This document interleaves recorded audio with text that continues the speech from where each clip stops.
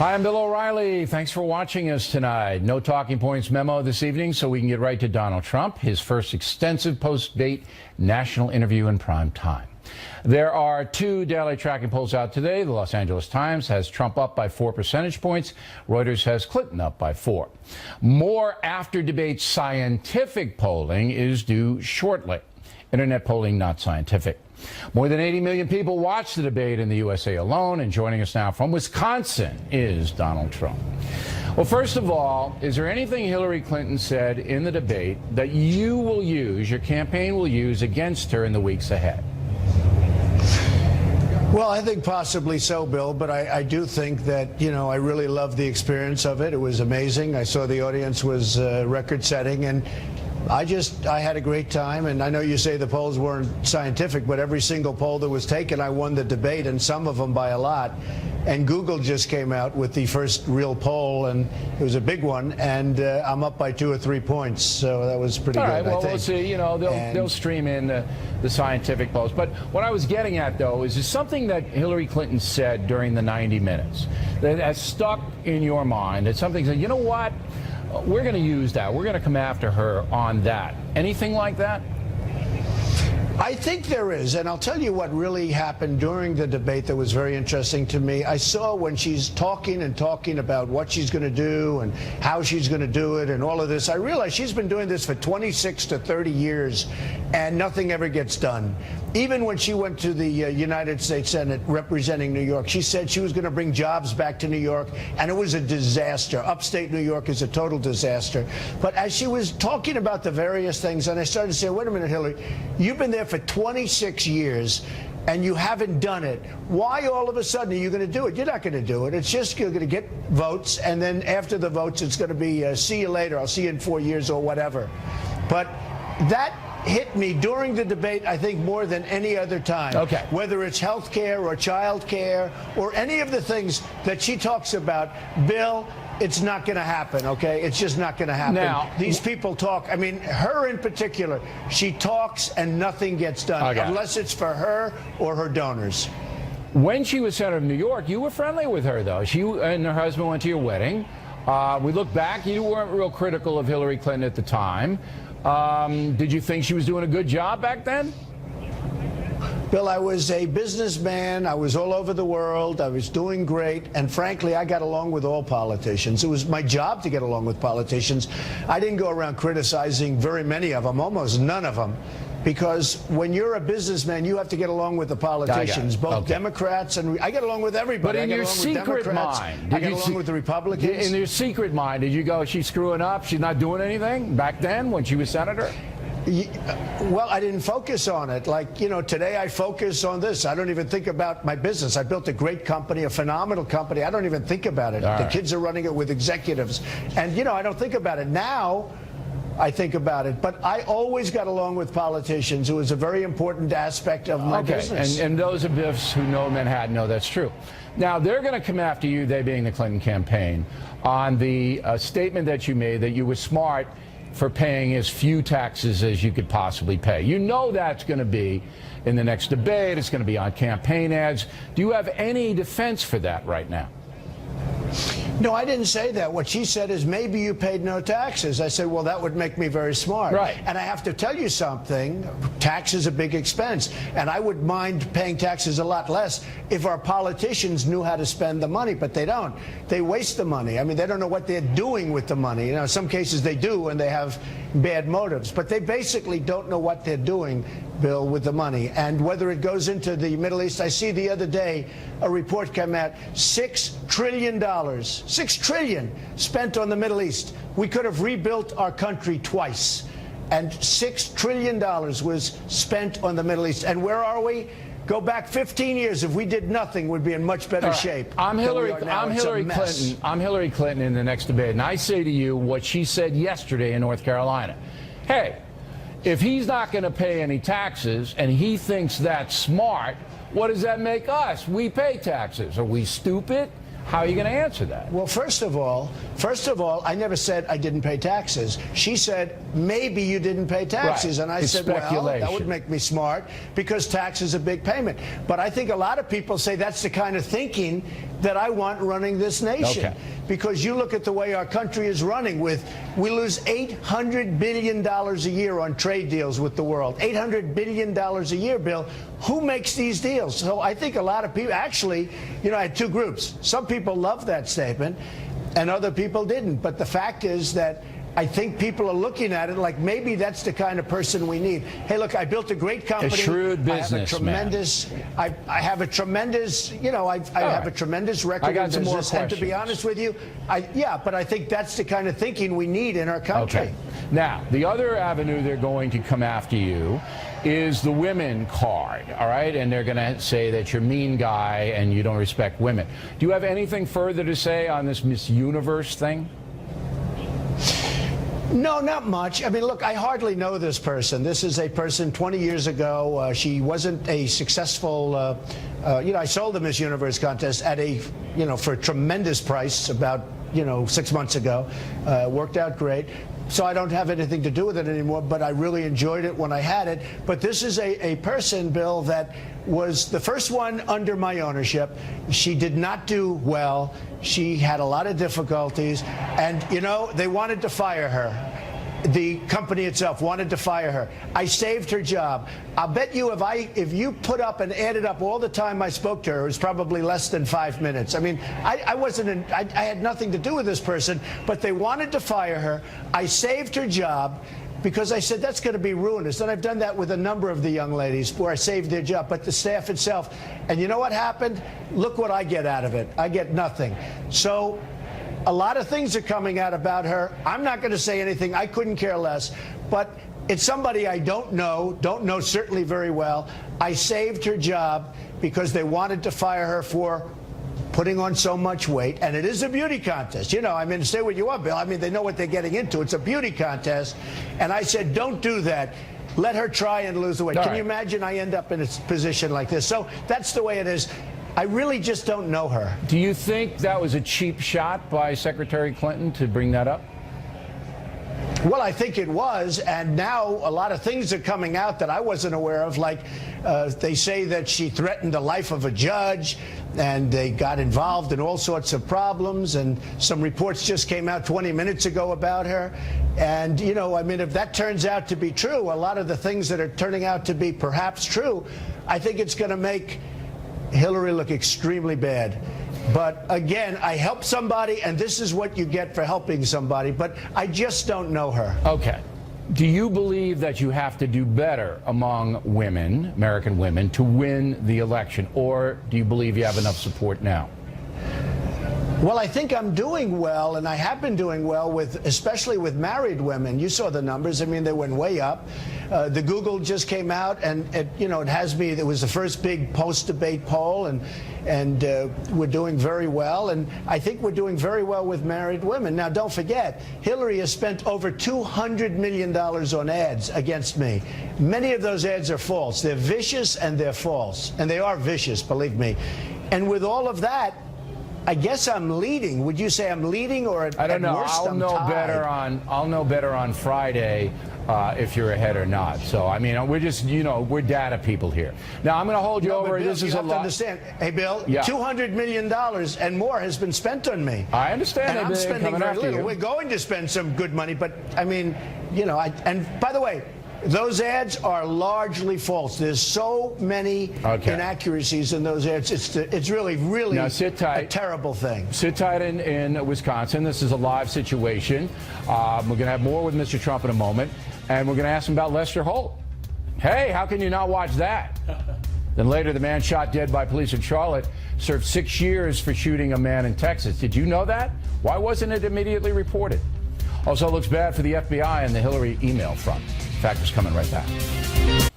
Continuing now, Donald Trump, who joins us from Wisconsin, where he's about to go on stage for a big rally. Now, I'm asking you to grade Lester Holt, the debate moderator. A is best, F is worst. You say?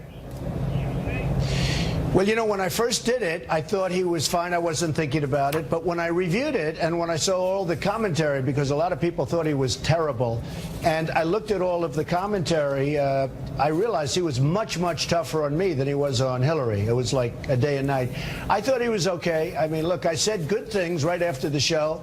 But after reviewing it and after seeing the way he, badgered and even the questions I got, the first half of the show was great. And then he started, he hits me with the birther question, of course. And he likes to correct things where I happen to be right, like we talked about stop and frisk, and he was 100% wrong. But in the meantime, I had to go and prove the point, and it turned out that I was right. I think that, to be honest with you, I think that he was fine. But I would also say, in reviewing it, I was disappointed in him. Hillary Clinton with the gold standard. Yeah, Hillary Clinton on the gold standard. He didn't go after her, even though she was wrong. A C. Okay. He interrupted you 41 times and interrupted Hillary Clinton 7 times. I think he did. That's more than I interrupt you, by the way. That's more than I do. He was worse than you. Yeah, I agree. and then really that's bad. All right, now I'm going to flip around.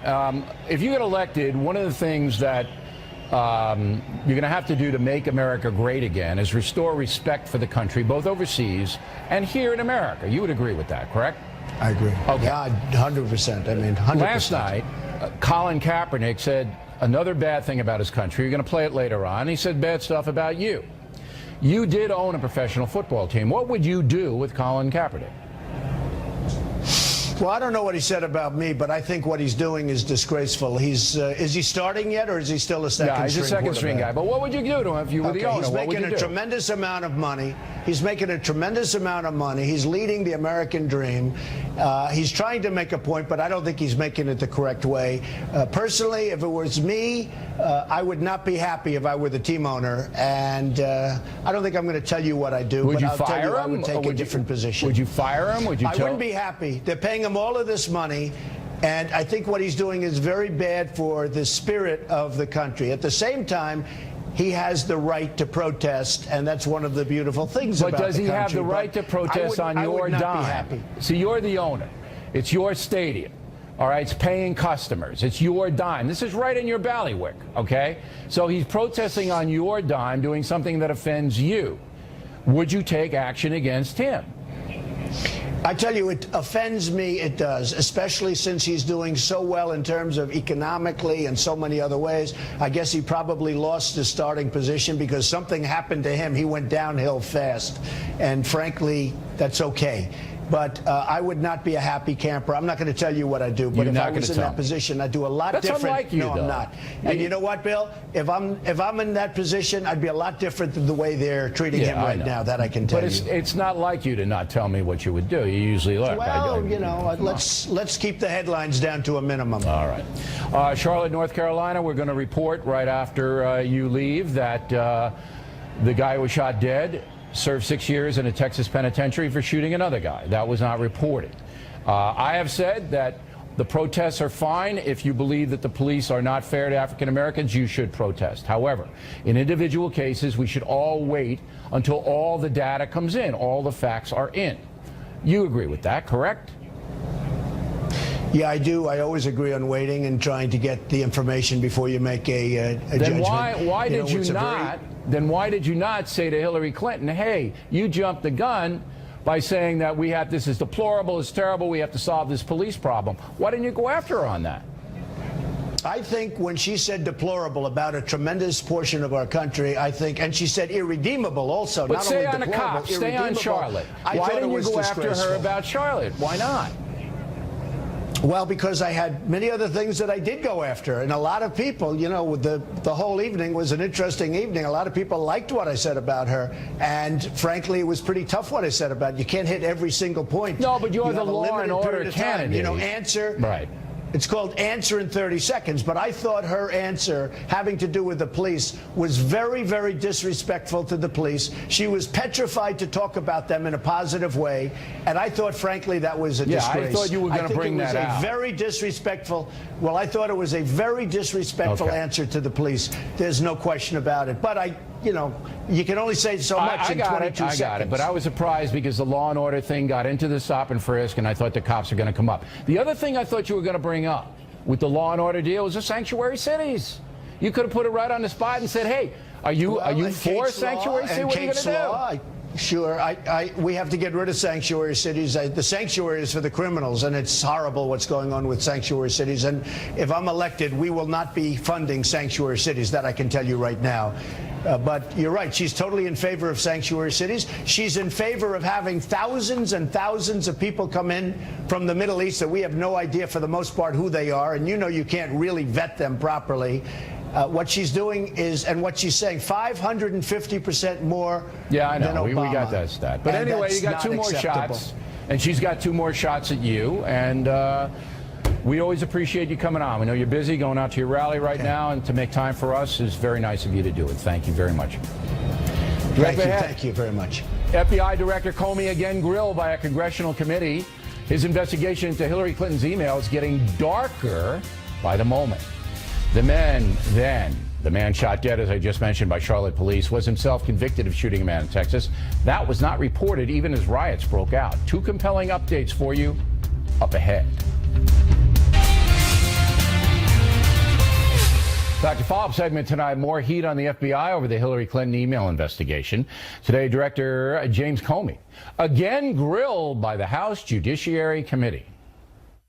When you have 5 immunity agreements and no prosecution, when you are allowing witnesses who happen to be lawyers, who happen to be targets, to sit in on an interview, that is not the FBI that I used to work with. I hope someday when this political craziness is over, you will look back again on this, because this is the FBI you know and love.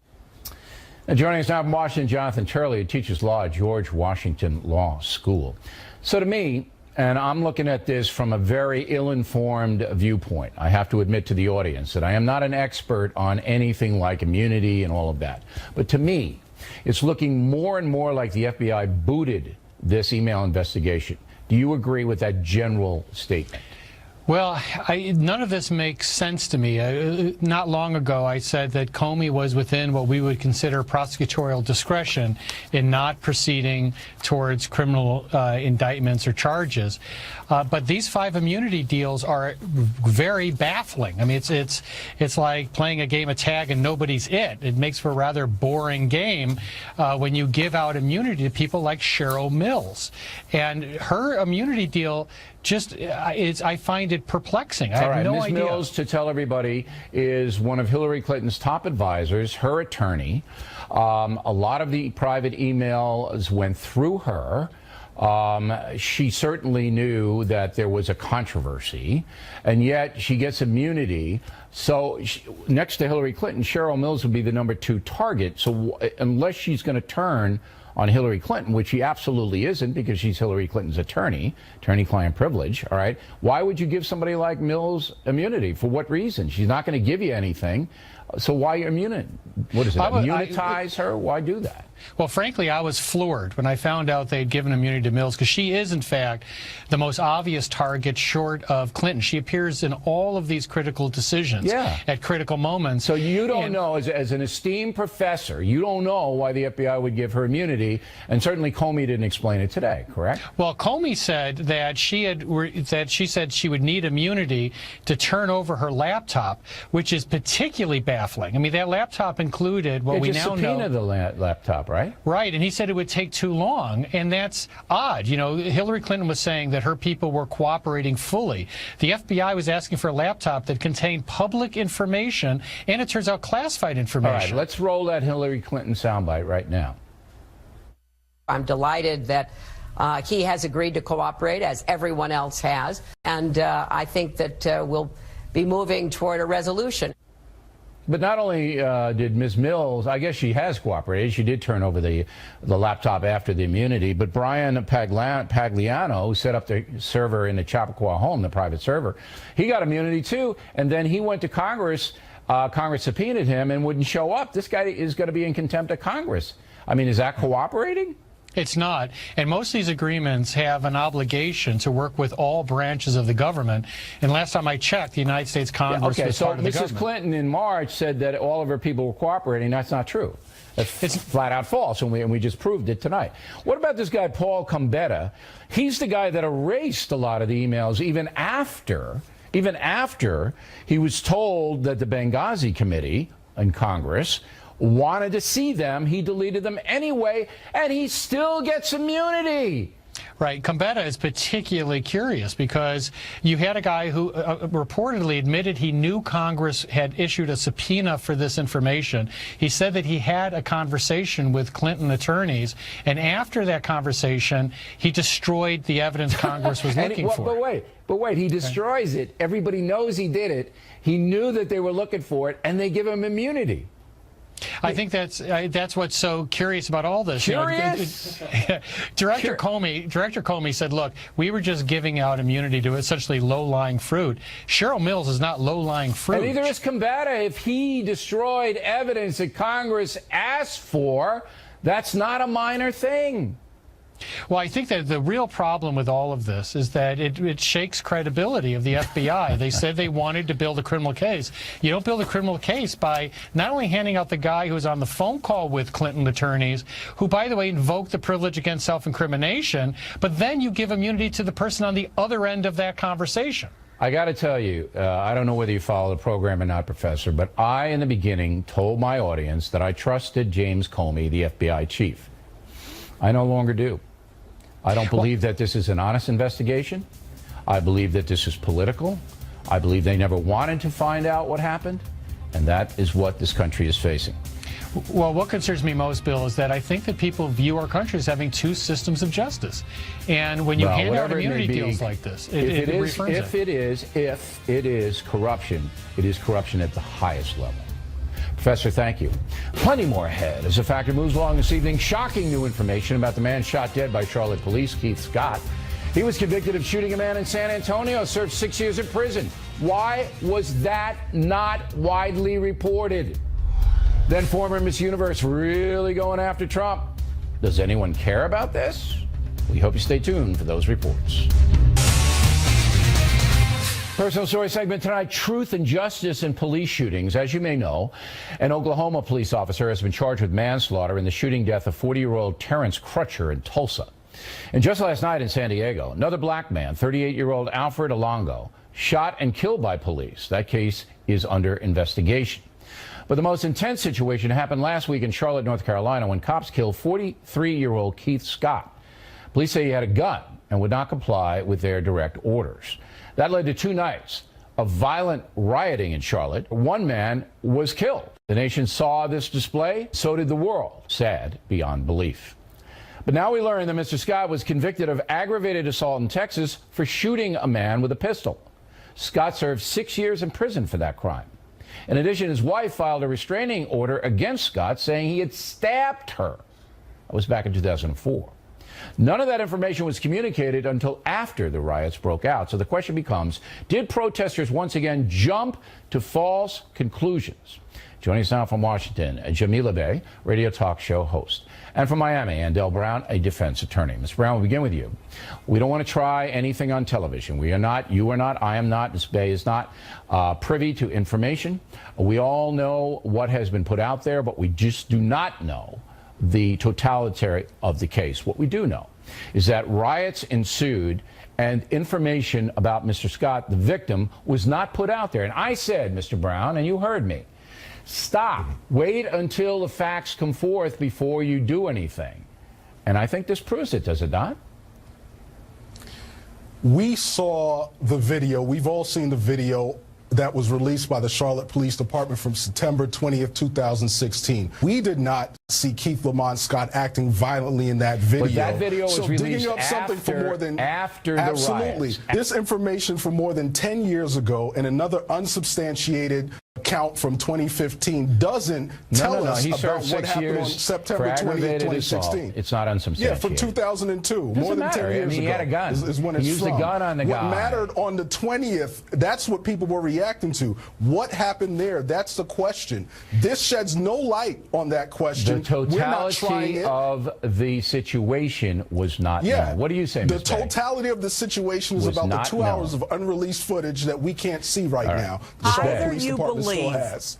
Either you believe that every American citizen is guaranteed equal protection under the law, or you believe that police officers should be judge, jury, executioner for some individuals as opposed to others.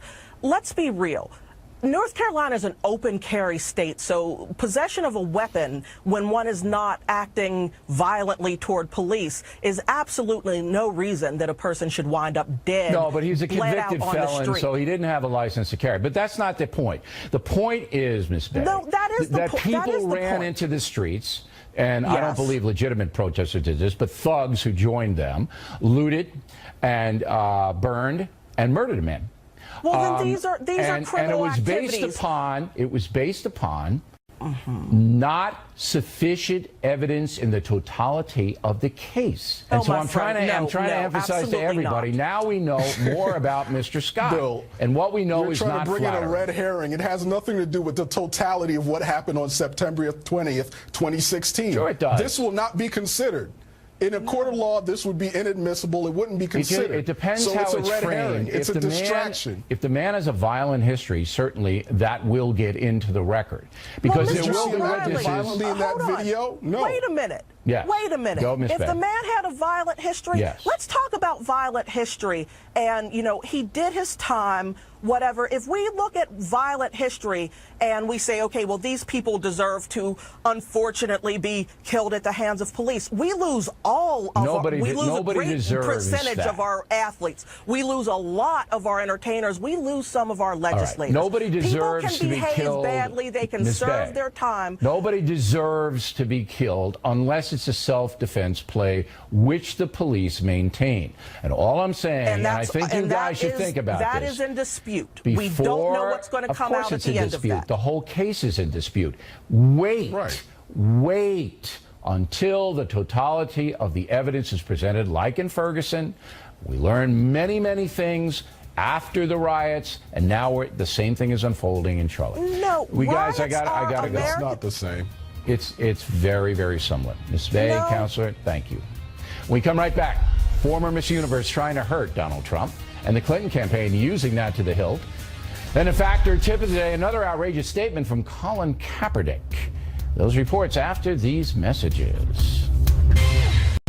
Thanks for staying with us. I'm Bill O'Reilly in the Impact segment tonight. Former Miss Universe Alicia Machado actively trying to hurt Donald Trump in his presidential campaign. As you may know, her name came up in the debate when Hillary Clinton accused Mr. Trump of calling her, quote, Miss Piggy and Miss Housekeeping. We can't accept more insults for my Latin community. No more. No more insults for the women. You said that I he know had very called well, you, Mr. Trump. You said that he had called you Miss And I Piggy. can see the same person that I met 20 years ago. Listen, out here in New York City, Ebony Williams, Monica Crowley. Be fair, Ms. Machado is a Hillary Clinton supporter, a fairly zealot one, actively campaigning against Mr. Trump. Question is, does anyone really care about this, Monica? No, because if you think Donald Trump is a sexist, if that's already your view, then this reinforces little episode that? reinforces that. And if you don't care. Voters already have a very good handle on both of these candidates, and they're more interested in the big problems plaguing the Trump campaign is trying to make inroads with suburban mothers and things like that. And that's why I think Hillary Clinton brought this up. So would that blunt the inroads? It might in certain suburban areas, maybe. But again, I think that voters already have a good sense of both of these candidates, their characters, their pasts, and so on.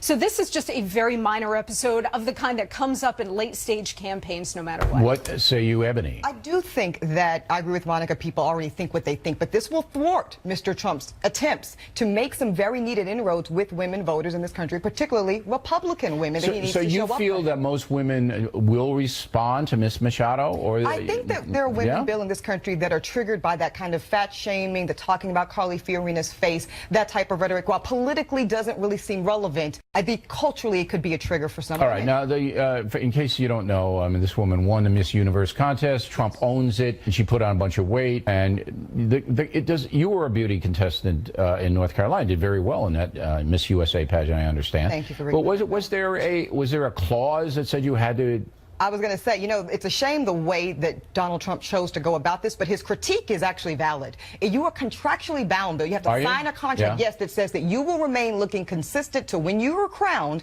throughout your reign, because you're essentially a brand ambassador for the Miss Universe and product. So you actually that's had a part sign of a your piece job. Of paper that said that. That says you will remain in physicality similar to that you were crowned, and she did not do that by her own volition. But the name calling and the eating machine stuff, Bill, it was a bit much. I thought it was tacky. But you know what? Here's how Donald Trump should have handled that rather than taking Mrs. Clinton's bait. He should have said, I see you have to go back 20 years to find an attack. Well, he was caught by surprise. I don't even think he remembered it. Yeah, and by the way, he should be prepared in the next 2 debates, because I'm sure she has other examples she's going to spring on him just like this. But he should have said, well, you got to go back 20 years to try to find I'm not an attack. so sure she's going to do that, because you know what's going to happen.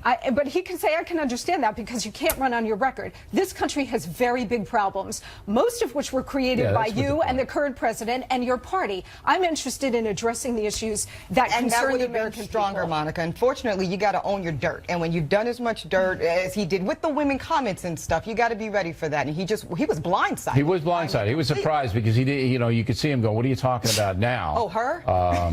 But you know, the guy is in an awful lot of businesses, and there's a lot of contention in business, as you know. Not making an excuse. Yeah. Can I tell you what he should have done, Bill? He should have done this. He should have put her on probation and said, you've got a period of time, 6 weeks, 8 weeks, 2 months to lose this weight. And if you then don't, he wouldn't have gotten the publicity. Right, and that's not good for that's the brand. That's what he wanted. He took her to the gym. You get dethroned. Right. Okay. But now he's running for president. He's got to make every question about the American people and the future of the country, not about his own. Ladies, thank you. Very good. Coming next, both Clinton and Trump await new polling, because that will tell the tale of the debate. And Colin Kaepernick saying another bad thing about his country. Factors coming right now. Back in the big segment tonight, both Hillary Clinton and Donald Trump eagerly awaiting the new post-debate polling, which should begin tomorrow. That will tell the tale of the debate, who won, who lost. Joining us now from Austin, Texas, Darren Shaw, Republican pollster here in New York City. Patrick Murray, polling director at Monmouth University. So, first of all, we got, as top of the program before we interviewed Donald Trump, we gave the Reuters tracking poll daily and the LA Times daily. You don't think much of the LA Times poll, right? Yeah, quite frankly, this is a political scientist experiment. They're weighting their data to how people are telling us they voted in 2012. But I've done this before. See, I don't understand that. So they have a certain amount of people they call every day? They're doing it online. So what they say is, how did you vote in 2012? And then they're trying to weight it to what the vote looked like in 2012. I've done this before. Why would they do that, though? It's a whole different... Because they, again, this is political scientists. They think of all these great experiments to do. It doesn't work. People can't remember what they ate for dinner yesterday. Right, so the LA Times daily tracking poll isn't call people up and find out who they're going to vote for that day. It's a model of some kind. They keep doing they keep this model. They keep doing it online. They keep going back to them. It's a nice experiment. It's interesting, but it doesn't reflect reality. We cite that poll, so now I'm going to take it with more skepticism. Mr. Shaw, when you saw the debate, I mean, obviously now all the polling after the debate is different. Everything before doesn't really matter anymore. All right, it's okay, now we've seen them, 84 million people, and here's how we feel now. Are you picking up anything, Mr. Shaw? Well, I think what we know from the political science research is that both the debate and more particularly the media coverage of the debate do have a small effect on voters' preferences. Not huge. You know, the largest effects we see sort of historically, about 2 to 3 points. The candidates' favorability rise, which would be fantastic for these two. And my sense from the post-debate analysis and sort of back and forth is there's an emerging consensus Hillary did much better than Trump. So, you know, you might expect a bounce of a couple of points in her favor. At the very least, she might blunt what had been a very good month for him up to this point. Yeah, he was rolling, and that's Brett Baer said it. I gave him credit last night that if it doesn't turn well for Hillary Clinton now, she's in big trouble. So Monmouth is coming out. When Fox News poll comes out Friday. Yeah. All right, that will reflect after the debate numbers. When is your guy? We're going to have swing state polls coming out next week in the Midwest next week, and that'll capture, I think, what happened here. And I agree with Professor Shaw here, that mostly we don't see very big movements after that first debate. 4 points. Mitt Romney, but 4 years ago, was 4 points this year, though, because the personalities are so big. Well, that's why we don't know exactly, because this is so different. 84 million people, right? And personalities are so intense that and plus nobody agrees who won the debate. Yeah. Nobody agrees. I mean, Trump people say and he won, and then Hillary. Well, that's the whole thing, is because the people who watched this debate they have to decide. Already knew who they were going to vote for. The vast majority of them are already locked in. That's why they say my guy won, my girl won. But some people know. I mean, I know Trump supporters who say he didn't win, and I know Hillary. Well, there aren't any Hillary supporters who say that. Few, but they whisper it. They whisper it. No, I think on any metric, Hillary Clinton did win this. But I don't expect her to get more than a 1 or 2 point bump from this because of the historical precedent. If she does more than that, then something else happened that we don't know. 1 or 2, I think that's a big win for Trump. Mr. Shaw, last word? Yeah. Well, I think the one thing that we want to pay attention to is the fact that Trump supporters really don't like media. They don't like elites telling them what to think. And so the one thing that might be different this time around is several things you guys mentioned, but the one thing I'm looking for in the polls is the extent to which Trump supporters and maybe people on the fence who like Trump a little bit dig their heels in and say, you're not going to tell me who won or who lost, right? Exactly. Okay. Exactly. And we should have some numbers tomorrow, and we, of course, will give them to you. Gentlemen, thank you. Fact tip of the day, Colin Kaepernick bashing his country again. Wait till you hear this. The tip, moments away. In fact, your tip of the day, more anti-American stuff from Colin Kaepernick in a moment. But first, the anecdote to Mr. Kaepernick is my new book, Killing the Rising Sun. It shows how brave American fighting men were in the Pacific as they defeated the very cruel Japanese Empire. I wrote the book so that anti-American people could be confronted with the nobility of the USA, since this country has freed hundreds of millions of people all over the world. Fortunately, Killing the Rising Sun, the #1 book in America by far, so we hope you check it out. Now the mail. Joseph Brady, Savannah, Georgia. Mr. O'Reilly, your analysis of the debate left me dumbstruck. Trump won. That's all I'm going to say. Maria Brandenburg, Chehalis, Washington. Hillary was prepared, Trump was not. If he cannot prepare better for the business of state, he would make a poor president. Matt Lipinski, Austin, Texas. Bill, last night's analysis of the presidential debate was truly outstanding. Your talking points adeptly captured the runs, hits, and errors in a meaningful, understandable way. Well, I appreciate that, Matt. The memo was posted on BillO'Reilly.com if you didn't hear it, and if you want to read it again, it's there. Also on the website, we have the Contributing Factor podcast, starring Robert Samuel, brand new star. Big political component today of the podcast. And finally, you can read my tweets at O'Reilly Factor, at O'Reilly Factor. Gary Spalding, Sparta, Tennessee. Bill, you were wrong about Lester Holt. You said he is a good guy and would be fair. He may be a good guy, but fair, not so much. I agree with Bernie Goldberg's analysis that Mr. Holt did not challenge Mrs. Clinton the way he did Mr. Trump. So in this case, I was wrong. But I've known Lester Holt for a long time, and he is essentially a fair man. Sandy Bolin, Henderson, Nevada. Mr. O, thank you for one of the most informative, detailed reads ever to cross this history teacher's eyes. Killing the Rising Sun should be required reading in every history class. Wish for that, Sandy. Thanks for reading the book. Alan Bultel, Santa Clarita, California. Bill, love all the killing books. Are you working on another one? Dugard and I about a quarter into the next one, Alan. After that, we are signed for 2 more, 3 altogether. Can't tell you the subjects because other people will steal the ideas if I do. Unfortunately, it's the world we live in. Finally, tonight, the factor tip of the day. I've been giving San Francisco 49er quarterback Colin Kaepernick a very hard time because I do not believe he knows what he's talking about on politics. I could be wrong. So we've invited Mr. Kaepernick on the factor. We've also invited a spokesperson for the San Francisco team. We don't expect him to show up. Why? Because then they'd be confronted with facts, not just allowed to mouth off, which is what Kaepernick did yesterday when talking about Donald Trump. No. He always says, make America great again. Well, America's never been great for people of color. And, that's something that needs to be addressed. Let's make America great for the first time. Factor tip today, Mr. Kaepernick is entitled to his opinion, but if you don't know what you're talking about, it might be wise to say nothing. That's it for tonight. Please check out the Fox News Factor website, different from BillO'Reilly.com. Also, we'd like you to spout off about a factor from anywhere in the world. O'Reilly at FoxNews.com, O'Reilly at FoxNews.com. Name and town if you wish to opine. Word of the day, do not be miasmic. Huh? Don't be miasmic when writing to the fact. Again, thanks for watching us tonight. We should have some new polling tomorrow. I am Bill O'Reilly. Please always remember that the spin stops here, so we're definitely looking out for you.